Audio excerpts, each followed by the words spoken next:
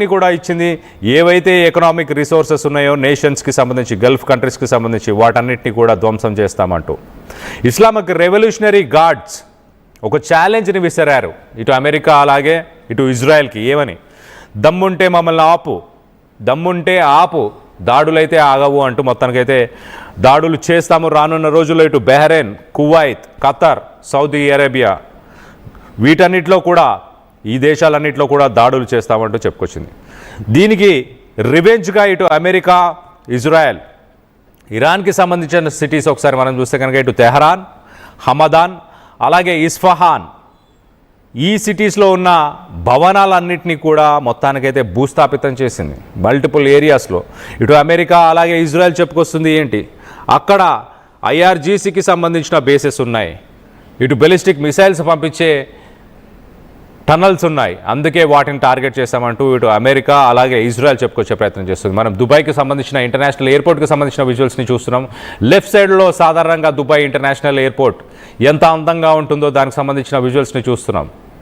ఇలా కొన్ని వందలాది ఫ్లైట్స్, ప్రతిరోజు కొన్ని వందలాది ఫ్లైట్స్ అక్కడికి, ఇంటర్నేషనల్ ఫ్లైట్స్ ఇటు యూరోపియన్ కంట్రీస్ నుంచి కావచ్చు, అమెరికా నుంచి కావచ్చు, ఏషియాకి రావాలంటే ఖచ్చితంగా దుబాయ్ లాంటి సిటీస్లో, దుబాయ్ లాంటి ఇంటర్నేషనల్ ఎయిర్పోర్ట్స్లో ఒక స్టాప్ ఓవర్ ఖచ్చితంగా ఉంటుంది. అక్కడ ఫ్లైట్స్ ఆగుతాయి, ఆగి కొంత రీఫ్యూయల్ చేసుకొని అలాగే అక్కడి నుంచి కనెక్టింగ్ ఫ్లైట్స్ కూడా ఉంటాయి. మొత్తం మీద ఇటు యూరోపియన్ కంట్రీస్, అమెరికా ఇలాంటి దేశాల నుంచి ఇటు ఏషియాకి రావాలన్నా అలాగే ఇటు ఆస్ట్రేలియాకి వెళ్ళాలన్నా ఖచ్చితంగా ఇలాంటి ప్లేసెస్లోనే స్టాప్ ఓవర్స్ ఉంటాయి.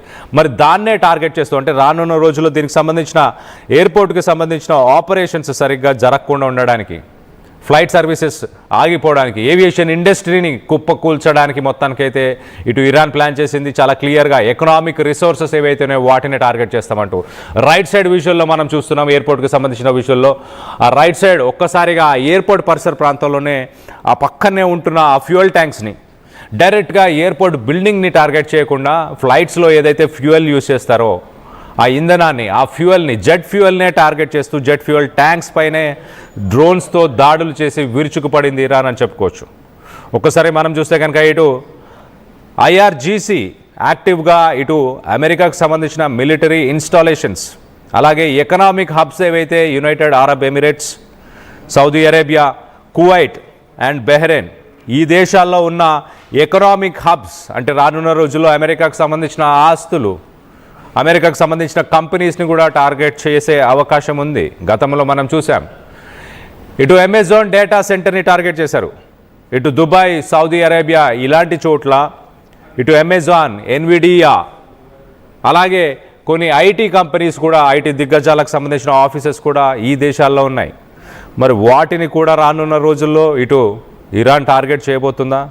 మరో పక్కన ఖచ్చితంగా అమెరికన్ ఫోర్సెస్కి ఎవరైతే సపోర్ట్ చేస్తున్నారో వాళ్ళ global infrastructure, critical global infrastructure ఏదైతే ఉందో ఎనర్జీకి అలాగే ఏవియేషన్కి సంబంధించి, ఎనర్జీ అండ్ ఏవియేషన్, ఎనర్జీ అంటే ఖచ్చితంగా రానున్న రోజుల్లో ఇటు ఆయిల్కి సంబంధించిన రిఫైనరీస్, ఏవియేషన్ ఆల్రెడీ మొదలు పెట్టేసింది, దుబాయ్లో ఉన్న ఎయిర్పోర్ట్ని టార్గెట్ చేసింది. మరి రానున్న రోజుల్లో మిగతా దేశాలు ఇటు సౌదీ అరేబియా, కువైట్, బహ్రెయిన్ వీటిలో ఉన్న ఏవియేషన్ అంటే అక్కడున్న ఎయిర్పోర్ట్స్ కానీ అలాగే ఎనర్జీ అంటే oil refineries, oil ports, shipping vessels వీటన్నిటినీ కూడా ఇటు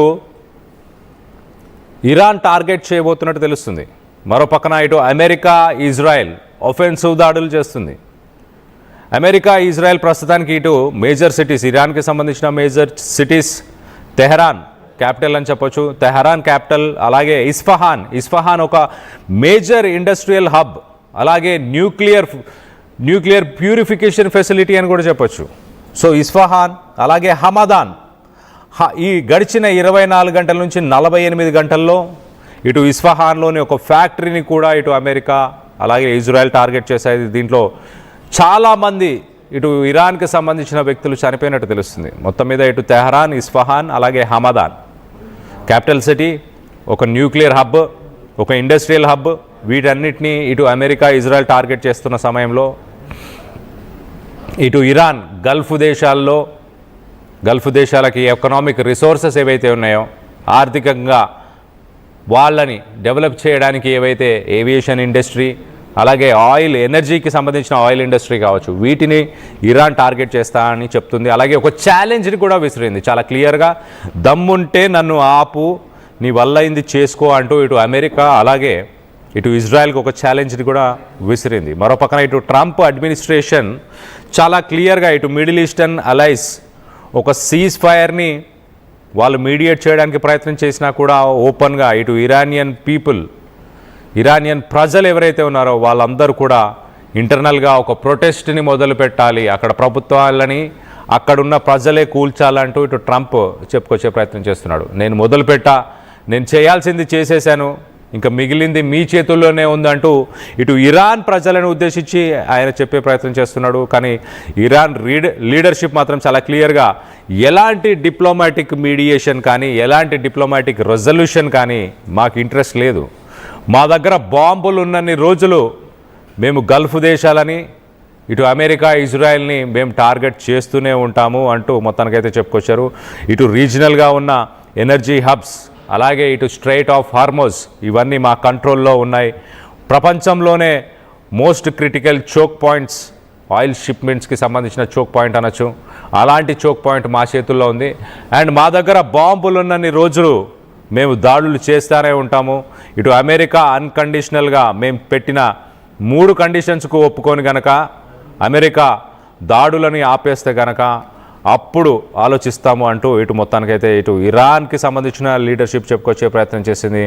ఒకసారి దుబాయ్ ఇంటర్నేషనల్ పోర్ట్ ఇవాళ ఉదయం 5 గంటలకే ఇటు దుబాయ్ ఇంటర్నేషనల్ ఎయిర్పోర్ట్ని ప్రస్తుతానికి ఇరాన్ టార్గెట్ చేసింది. దానికి సంబంధించిన విజువల్స్ని మనం చూస్తున్నాం. ఒకసారి ఆ విజువల్స్ని చూసే ప్రయత్నం చేద్దాం. అక్కడ ఉన్న ఫ్యూయల్ ట్యాంక్స్ ఏవైతే ఉన్నాయో ఆ జెట్ ఫ్యూయల్ ట్యాంక్స్ అంటే ఎయిర్పోర్ట్లో సాధారణంగా ఫ్లైట్స్లో యూజ్ చేసే ఆ జెట్ ఫ్యూయల్ ట్యాంక్స్ని టార్గెట్ చేసుకుంటూ దాడులు నిర్వహించింది. దానికి సంబంధించిన విజువల్స్ని చూస్తున్నాం. భారీగా ఇటు మంటలు ఎగిసి పడుతున్న ఆ విజువల్స్ని మనం చూస్తున్నాం. దానికి సంబంధించి ఒకసారి ఆ విజువల్స్ని ఒకసారి చూసే ప్రయత్నం చేద్దాం.